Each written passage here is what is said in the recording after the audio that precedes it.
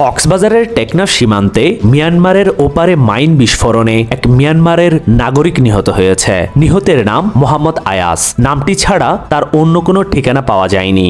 খাগড়াছড়ির আলুটিলায় সাপমারা এলাকায় পাহাড় ধসে ঢাকা ও চট্টগ্রামের সাথে যান চলাচল বন্ধ রয়েছে। এতে আটকা পড়েছে বহু যানবাহন। রাঙ্গামাটি বাঘাইছড়ি উপজেলার সাজেক ভ্যালি পর্যটক কেন্দ্রে 7 শতাধিক পর্যটক আটকা পড়ার খবর পাওয়া গেছে। খোঁজ নিয়ে জানা গেছে, সাজেকের বাঘাইহাট সড়কের মাচালং ব্রিজ পানিতে তলিয়ে যাওয়ায় সোমবার সাজেক পর্যটক কেন্দ্রে যাওয়া প্রায় 7 শতাধিক পর্যটক আটকা পড়েছে। চট্টগ্রামের আখতারুজ্জামান ফ্লাইওভারে ট্রাকের চাপায় এক মোটরসাইকেল আরোহী নিহত হয়েছেন। আজ দুপুর 12:10 দিকে ফ্লাইওভারের পাঁচলাইশ থানার শুল্কবহর এলাকায় এই ঘটনা ঘটে।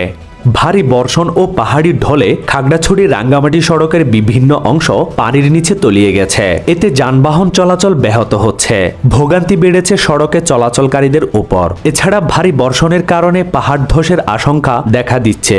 তাই পাহাড়ের পাদদেশে ঝুঁকিপূর্ণভাবে বসবাসকারীদের নিরাপদে সরিয়ে নিতে তৎপরতা শুরু করেছে স্থানীয় প্রশাসন।